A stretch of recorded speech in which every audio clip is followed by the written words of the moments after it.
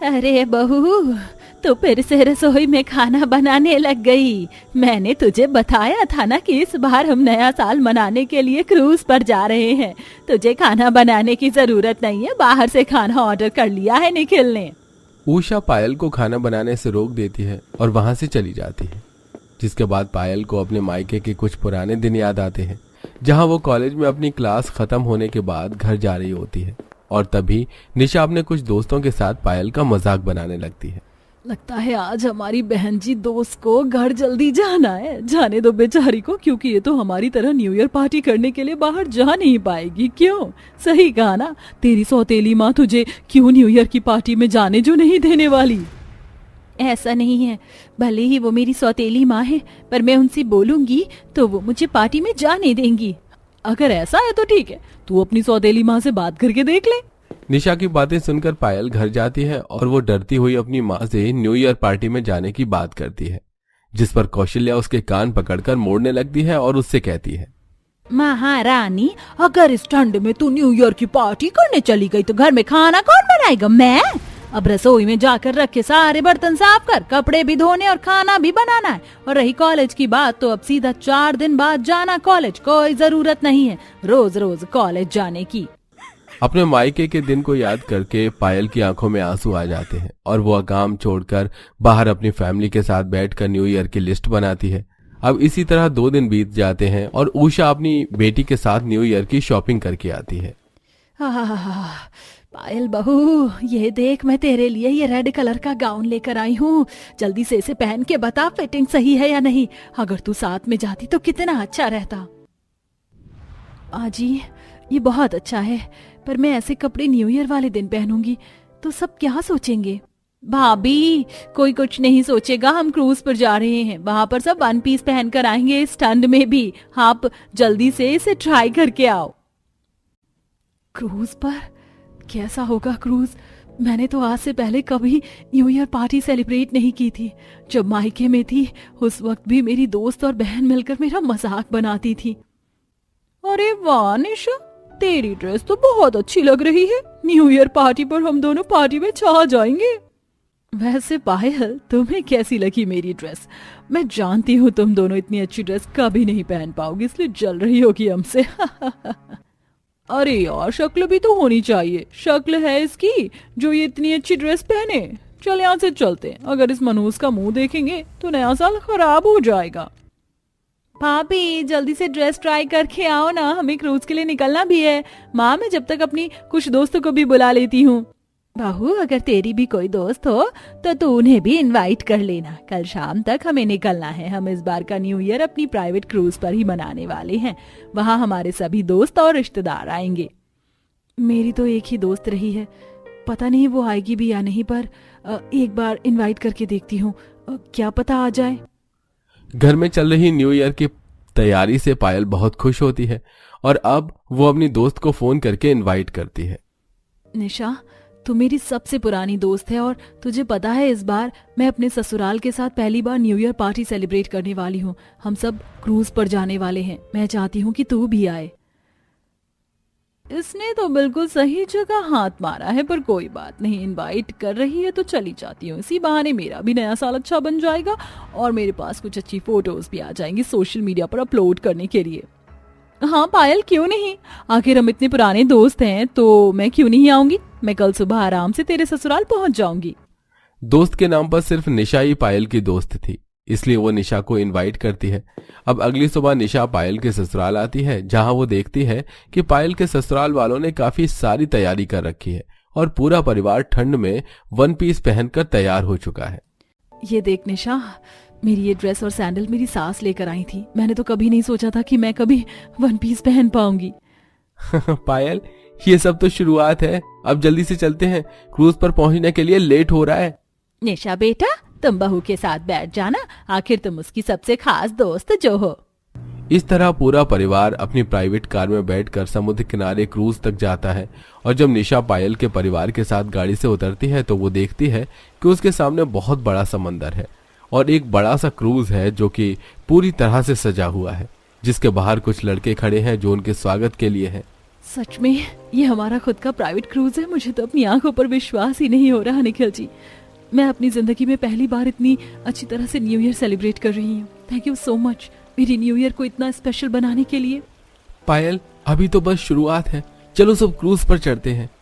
ये सब देखकर निशा जल रही होती है और उस पल को याद करती है जब मार्केट में पायल निखिल के चोट पर दवाई लगा रही होगी। उसी के बाद तो निखिल ने पायल को प्रपोज किया था। इसकी तो किस्मत ही खुल गई। कहाँ इस गरीब को फटे पुराने कपड़े नसीब होते थे नए साल पर।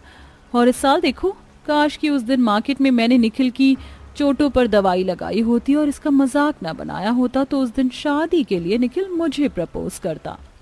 अब पुरानी बातों को सोचकर निशा पायल के पूरे परिवार के साथ क्रूज पर चढ़ती है और क्रूज पर चढ़ते ही देखती है कि खाने की अलग से जगह है और न्यू ईयर सेलिब्रेट करने के क्रूज पर एक बड़ी सी जगह है जहां अच्छी डेकोरेशन हुई है। साथ ही वहां आए सभी मेहमानों का अपना पर्सनल बेडरूम है। यहाँ तक कि क्रूज के ऊपर छत पर जाने के लिए भी सीढ़ियां बनी है। ये देख पायल बहुत खुश होती है। ऊपर जाने के लिए सीढ़ियां भी बनी है। माँ जी, निखिल जी, क्या मैं एक बार ऊपर छत पर जाकर देखूं? भाभी, इसमें पूछने वाली क्या बात है। चलिए हम दोनों चलते हैं। निशा जी, अगर आप भी चलना चाहती हैं तो चल सकती हैं हमारे साथ। अब अंजलि निशा और पायल के साथ क्रूज की छत पर जाती है और वहां से समुद्र के नजारे को देखती है। कुछ देर बाद क्रूज चलना शुरू हो जाती है और वो लोग इस पल को काफी एंजॉय करते हैं। देखते ही देखते शाम हो जाती है और सभी लोग पार्टी के लिए तैयार होकर बाहर आते हैं और क्रूज पर गाने चलने लगते हैं। तो वहीं सभी लोग अपने हाथों में ड्रिंक लिए अपने कपल के साथ डांस करते हैं। मेरी बहू कितनी प्यारी लग रही है इस रेड गाउन में, पर बहू तू अकेले उदास क्यों खड़ी है? बहू सब डांस कर रहे हैं, तू भी निखिल के साथ डांस कर। हाँ भाभी, वैसे भी अभी 12 बजने में काफी समय है। निशा जी, आप भी पार्टी एंजॉय कीजिए। इस तरह क्रूज पर कुछ कपल आपस में डांस करते हैं तो कुछ ड्रिंक करते हैं, तो वहीं कुछ बैठकर खा रहे होते हैं। तो कुछ लोग क्रूज की छत पर तो क्रूज के किनारे पर जाकर समुद्र के पास खड़े होकर सेल्फी लेते हैं और वेटर सभी मेहमानों को क्रूज जूस आदि सर्व कर रहे होते हैं। लेडीज एंड जेंटलमैन, ध्यान दीजिए, 12 बजने में सिर्फ 5 सेकंड्स हैं। हम सब 5 सेकंड्स की काउंटिंग करेंगे और उसके बाद नए साल का वेलकम करेंगे। इतना बोलकर वहां खड़े सभी मेहमान एक साथ काउंट करते हैं और 12 बजते ही आसमान में पटाखे फोड़े जाते हैं और नए साल का वेलकम किया जाता है। Happy new year. Waiter, cake लेकर आओ, मेरे भैया भाभी एक साथ केक काटेंगे। अंजलि के कहने पर वेटर बड़ा सा केक लेकर आता है। अब पायल अपने पति के साथ उस केक को काटती है, जिसके बाद सभी लोग न्यू ईयर सेलिब्रेट करते हैं। और तभी वहां पायल थोड़ा सा केक लेकर निशा के पास जाती है और उसे बड़े प्यार से खिलाती है। स्कूल से कॉलेज तक तुम ही मेरी दोस्त रही हो। वो बात अलग है कि हमेशा तुमने मेरा मजाक बनाया, पर मैंने हमेशा तुम्हें अपना दोस्त माना है। और आज मैंने तुम्हें यहाँ इसलिए नहीं बुलाया ताकि तुम्हारी इंसल्ट कर सकूं, बल्कि मैं अपनी हर छोटी बड़ी खुशी तुम्हारे साथ एंजॉय करना चाहती थी। मुझे उम्मीद है कि तुम्हें यहाँ आकर अच्छा लगा होगा। पायल की अच्छाई और उसकी दोस्ती देखकर निशा को अपनी गलती का एहसास होता है और ये पायल से माफी मांगती है। पायल, मुझे माफ कर दो, मैं तुम्हारी दोस्ती के लायक नहीं हूँ, पर फिर भी तुमने अपनी दोस्ती निभाई। मैं बीते समय को तो ठीक नहीं कर सकती, पर इस नए साल में तुमसे वादा करती हूँ, अब मैं भी अपनी दोस्ती साबित करूंगी। उस दिन निशा को अपनी गलती का एहसास होता है और वो अपनी हर गलती के लिए पायल से माफी मांगती है। तो वहीं पायल भी अपनी जिंदगी में पहली बार अपने ससुराल के साथ अपना पहला न्यू ईयर सेलिब्रेट करती है। पिंकी की अभी नई नई शादी हुई थी और वो अपने कमरे में आराम से सो रही होती है। तभी पिंकी को दरवाजा खटखटाने की आवाज आती है। अरे, अभी तो सुबह के 4 बज रहे हैं। इतनी सुबह सुबह कौन आ गया? एक बार जाकर देखती हूँ कौन है। पिंकी जैसे ही दरवाजा खोलती है तो वहां उसकी सास खड़ी थी। अरे माँ जी, आप यहाँ? वो भी इतनी सुबह सुबह? क्या हुआ, सब ठीक तो है ना? कोई काम है क्या? अरे बहू, मैंने तुझे डिस्टर्ब तो नहीं किया ना? नहीं नहीं माँ जी, बताइए, सब ठीक तो है ना? इतनी सुबह आप दरवाजा खटखटा रही थी, कोई बात है क्या? अरे सुबह सुबह ही हमारे यहाँ पर पानी आता है, तो जा तू पानी भर दे और हाँ, नहा धोकर पूजा भी कर लेना। मैं थोड़ा सोने जा रही हूँ और काम करने के बाद नाश्ता भी बना लेना, ठीक है? पिंकी बिना कोई सवाल जवाब किए ही ठंड में पानी भरने लगती है। कितनी ज्यादा ठंड है, सब लोग शादी की रस्मों में थक गए होंगे, इसलिए शायद कोई मेरी मदद नहीं कर पाया। खैर कोई बात नहीं, वैसे भी आज नहीं तो कल सब कुछ मुझे अकेले ही करना था, तो आज से ही सही। पिंकी सारा काम करने के बाद नाश्ता बनाती है और तभी सब लोग उठ जाते हैं। अरे वाह भाभी, आपने तो सारा नाश्ता बना दिया। हाँ, सुबह 4 बजे उठ गई थी, पानी आया था ना। वैसे निधि एक बात बताओ, यहाँ पर पानी सुबह 4 बजे ही आता है क्या? हाँ भाभी, यहाँ पर पानी सुबह 4 बजे ही आता है और हमें 4 बजे ही भरना पड़ता है। वैसे आप जल्दी उठी हो तो एक काम करना, नाश्ता करके ना थोड़ा रेस्ट कर लेना, मैं झाड़ू लगा दूंगी। पहले पहले दिन ही ससुराल में कितना काम कर रही हो आप। सच में मेरे ससुराल वाले कितने अच्छे हैं, मेरे बारे में कितना सोच रहे हैं। मैंने थोड़ा सा काम क्या किया, ये लोग तो मेरी मदद करने के लिए खड़े हो गए। तभी रसोई में पिंकी के सास आती है। बहू, तूने सुबह से कितना काम किया है, खाना बनाया, पानी भरा। एक काम कर, जल्दी से तू भी नाश्ता कर ले और थोड़ा आराम कर ले, उसके बाद ही बर्तन धोना। थोड़ा आराम भी तो जरूरी है ना। तेरे लिए कुछ बाहर से खाने को मंगवा दूंगी, बता क्या पसंद है तुझे। माँ जी, इतना करने की क्या जरूरत है, अरे ससुराल है मेरा तो काम भी तो मैं ही करूंगी ना। अरे हाँ बहू, तुझे ही करने हैं काम, मैं कहाँ मना कर रही हूँ, लेकिन हमारी बहू हमारे लिए इतना कर रही है तो हम भी तो अपनी बहू के लिए कुछ ना कुछ करेंगे ही। पिंकी अपने ससुराल वालों का स्वभाव देखकर काफी ज्यादा खुश थी और नाश्ता करने के बाद वो अपने कमरे में चली जाती है। सच में मेरे ससुराल वाले कितने अच्छे हैं, सब भी मेरी मदद करने को खड़े हो गए। पिंकी आराम करने के बाद रसोई में जाती है, जहाँ वहाँ बर्तन ऐसे के ऐसे ही थे। भाभी, अच्छा हुआ आप आ गई। आप एक काम करिए, बर्तन धो दीजिए, मैं तब तक आपके लिए सूप बना देती हूँ। और हाँ भाभी, थोड़ा ना सब्जी भी धोकर काट दीजिएगा, मैं ना बहुत टेस्टी सूप बनाती हूँ। लेकिन पानी कितना ठंडा है और ठंड में ठंडे पानी से बर्तन धोना कितना ज्यादा कठिन होता है, तुम्हें तो पता ही है ना निधि। इतने में वहाँ रसोई में शोभा भी आ जाती है। हाँ बहू, हमें पता है कि ठंड में ठंडे पानी से काम करना कितना मुश्किल होता है, लेकिन हमारी इतनी हैसियत नहीं है ना कि हम गीजर लगवा लें, इसलिए हम भी ठंडे पानी से ही काम करते हैं। तू भी कर ले, कोई दिक्कत वाली बात नहीं है। और जहाँ तुझे दिक्कत होगी वहाँ हम तो खड़े ही हैं ना। एक काम कर, आज तू सिर्फ सब्जी काट के रख दियो, खाना मैं बना दूंगी, ठीक है? माँ जी, आप लोग कितने अच्छे हैं, मेरे बारे में कितना सोच रहे हैं। सच में ऐसा ससुराल पाकर तो मैं बहुत खुश हूँ। पिंकी अपने ससुराल में काफी ज्यादा खुश थी। ऐसे ही अब पिंकी ठंडे पानी से सारे काम करने लगती है। चलो बर्तन तो हो गए, अब जाकर थोड़ा आराम करती हूँ।